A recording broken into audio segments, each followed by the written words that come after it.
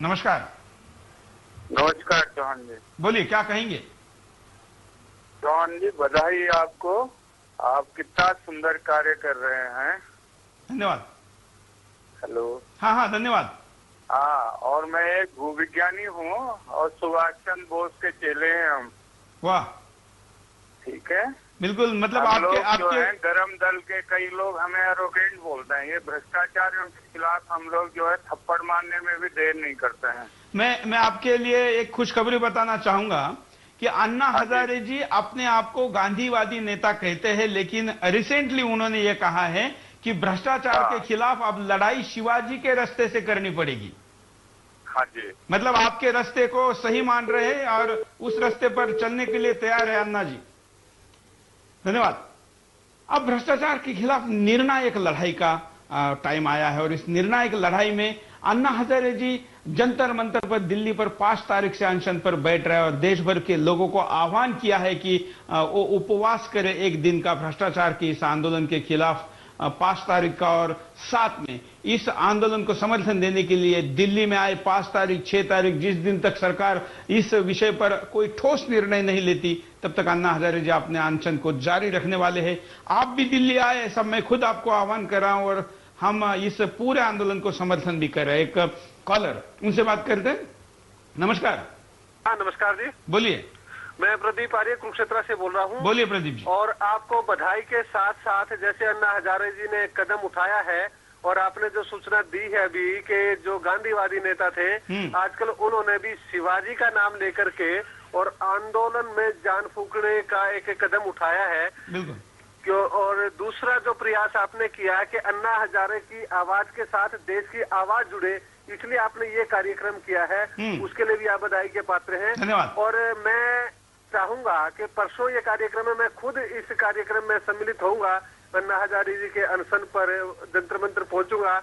और मेरी एक निवेदन पूरे देशवासियों से है कि दिल्ली भले ही कोई पहुंच ना पाए, लेकिन जो जहां है वो अपने जगह पर रहकर भी अन्ना हजारे जी के अनशन के साथ अपने आप को जोड़ता है, वह अपने स्थान पर अनशन करे तो बहुत खुशी होगी। और सुरेश जी, मेरा आपसे भी निवेदन है कि आप भी अभी अपने चैनल के माध्यम से घोषणा करें कि अन्ना हजारे जी के अनशन स्थल पर आप भी खुद पहुंचे तो और ज्यादा खुशी होगी, क्योंकि आपने उनकी आवाज में अपनी आवाज मिलाई है। बिल्कुल। और एक प्रदीप जी, मैं आपके इस मांग को तुरंत यहीं पर बता देता हूं कि मैं खुद भी उस कार्यक्रम में सम्मिलित होने के लिए सवेरे से वहां पर रहने वाला हूं और जितने दिनों तक अन्ना जी इस अनशन को करेंगे मैं भी दिल्ली के बाहर नहीं जाऊंगा, ये मैंने तय किया। और लाखों लोग इस कार्यक्रम में सम्मिलित होने के लिए आ रहे हैं, हम भी उनमें सम्मिलित होने जा रहे हैं। और आपने जो कहा कि सब लोग दिल्ली नहीं आ सकते, मैं तो देशवासियों को और खास करके सज्जन लोगों को ये कहूंगा कि यहाँ पर दुर्जनों की बहुत संख्या बढ़ चुकी है, इसलिए सज्जनों ने अब दिल्ली में आना जरूरी है।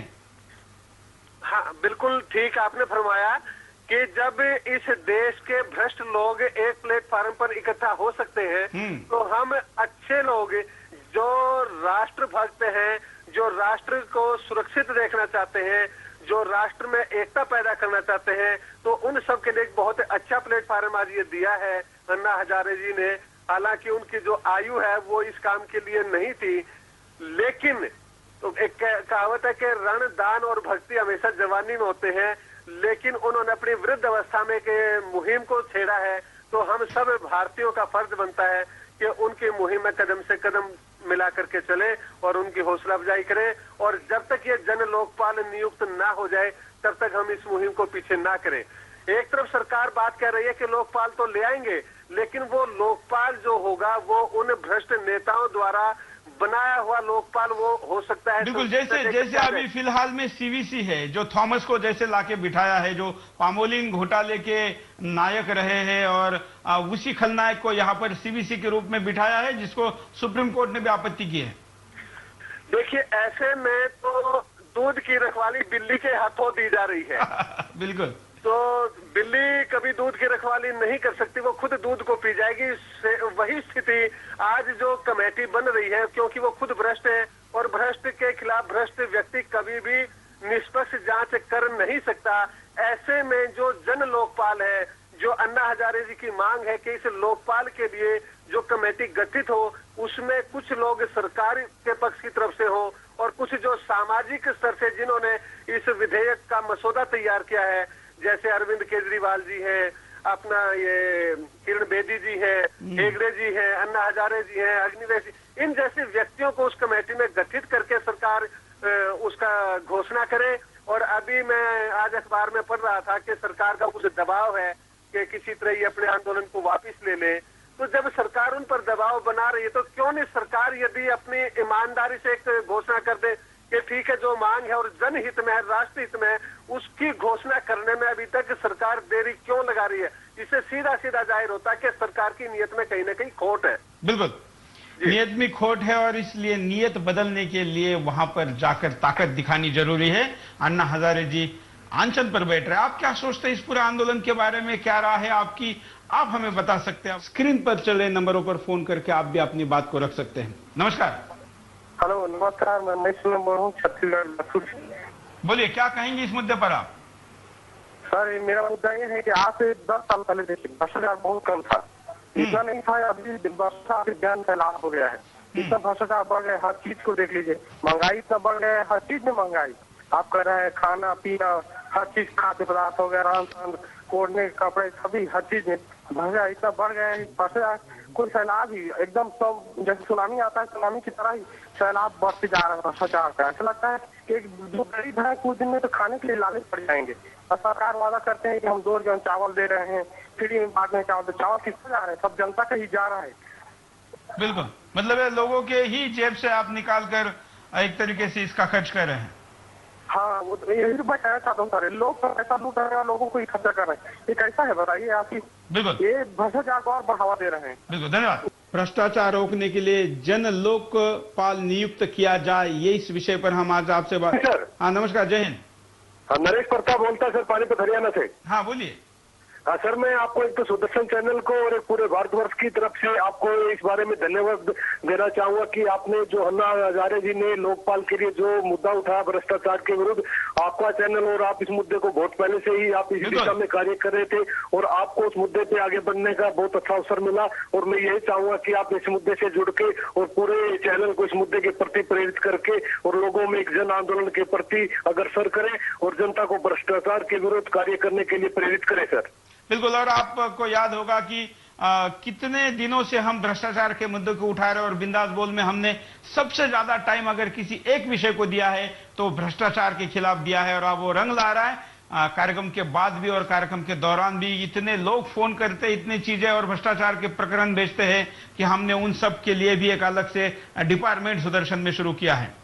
जी जी जी, इसके लिए मैं आपको कॉन्ग्रेचुलेशन देता हूं और मैं ये चाहता हूं सर, जो आपके दिल की इच्छा थी भ्रष्टाचार के विरुद्ध कार्य करने के लिए, वो आपकी प्रफुल्लित हो रही है और आपका सपना साकार होना के लिए एक अच्छा समय आ गया है। और इसके साथ साथ मैं आपको एक और सूचना देना चाहता हूँ, हम भी अपने सैकड़ों साथियों सहित मौका मिला तो हजारे जी के अनशन में शामिल होने के लिए तैयार है। बिल्कुल, आप मौका मिले कि आप मौके को तैयार करिए और आइए।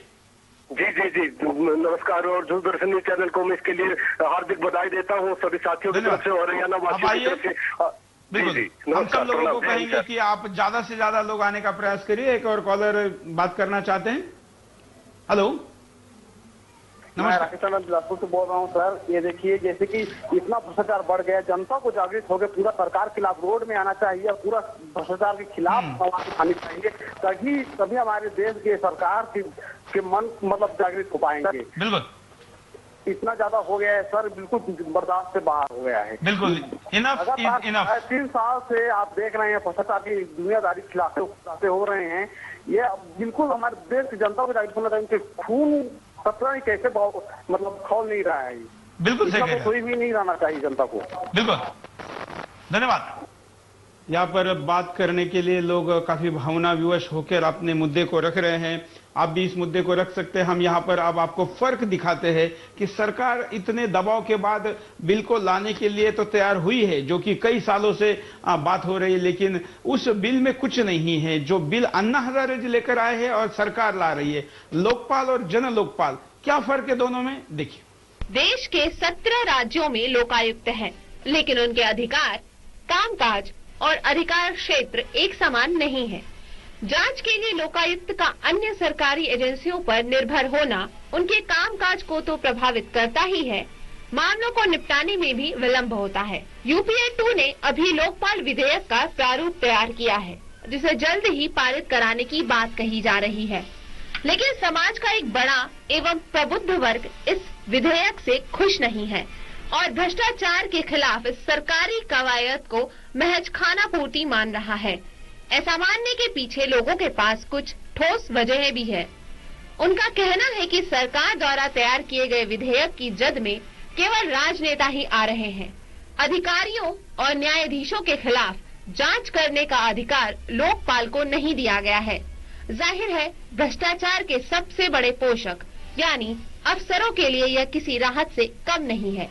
इसके अलावा इस विधेयक के अनुसार लोकपाल किसी के खिलाफ मुकदमा चलाने की सलाह तो सरकार को दे सकता है, लेकिन खुद किसी भ्रष्ट नेता के खिलाफ मुकदमा नहीं चला सकता। लोकपाल को महज एक सलाह देने वाली संस्था बनाने की कोशिश की जा रही है। यही वजह है कि सिविल सोसाइटी द्वारा तैयार किया गया यह जन लोकपाल विधेयक कई मामलों में सरकारी विधेयक से ज्यादा सक्षम है। इसमें लोकपाल को पूर्ण रूप से सरकारी नियंत्रण से बाहर रखने की बात है। किसी मामले में अगर लोकपाल चाहे तो खुद मुकदमा चला सकता है। साथ ही सरकारी धन की लूट या नुकसान को वसूलने का अधिकार भी लोकपाल को दिया गया है। सबसे महत्वपूर्ण बात यह है कि इसमें भ्रष्टाचार के खिलाफ आवाज बुलंद करने वाले सच के सिपाहियों की सुरक्षा की जिम्मेदारी भी लोकपाल को देने की बात कही गई है। एक सतत लोकपाल का गठन हो, साथ ही सीबीआई, एंटी करप्शन ब्यूरो और सीवीसी जैसी संस्थाओं का विलय भी इसके साथ कर दिया जाए। इसके पीछे यह तर्क दिया जा रहा है कि लोकपाल संस्था में विलय के बाद सीबीआई, एंटी करप्शन ब्यूरो और सीवीसी जैसी संस्थाएं ज्यादा कारगर, निष्पक्ष और स्वतंत्र रूप से काम कर पाएंगी। सरकारी लोकपाल विधेयक जो है वो बेसिकली ये कहता है कि कोई भी नागरिक लोकपाल के पास जाके शिकायत नहीं कर सकता। आपको लोकसभा स्पीकर को शिकायत करनी पड़ेगी। लोकसभा स्पीकर जो ठीक समझेगा वही शिकायतें लोकपाल को भेजेगा और लोकपाल उन्हीं शिकायतों की तहकीकात करेगा। अब लोकसभा स्पीकर तो पार्टी का आदमी होता है, वो तो अपनी पार्टी के लोगों के भ्रष्टाचार की शिकायतें तो भेजेगा नहीं, वो तो ऑपोजिशन वालों की शिकायतें भेजेगा। चोरी रूलिंग पार्टी वाले करते हैं और जांच होगी ऑपोजिशन वालों की, तो ये तो कोई भ्रष्टाचार निरोधक व्यवस्था नहीं हुई। और उसके बाद सरकारी लोकपाल बिल के हिसाब से लोकपाल के पास कोई एक्शन लेने की ताकत नहीं है। वो जांच करने के बाद अपनी रिपोर्ट लोकसभा स्पीकर को भेजेगा, स्पीकर उसे सदन में रखेगा और सदन तय करेगा वोटिंग करके कि इस एमपी के खिलाफ एक्शन होना चाहिए कि नहीं होना चाहिए। तो ये तो भ्रष्टाचार निरोधक व्यवस्था। बिल्कुल, ये अरविंद जी जो बता रहे थे, ये फॉर्मूला सरकार लेकर आई है जिसमें कोई दम नहीं है और ऐसे सरकारी ऑफिसर या सरकारी पदों पर या संवैधानिक पदों पर बैठे हुए लोगों के पास जाने वाली कंप्लेंट्स की संख्या और वास्तव में उस पर होने वाली कार्रवाई का प्रतिशत हम जानते हैं।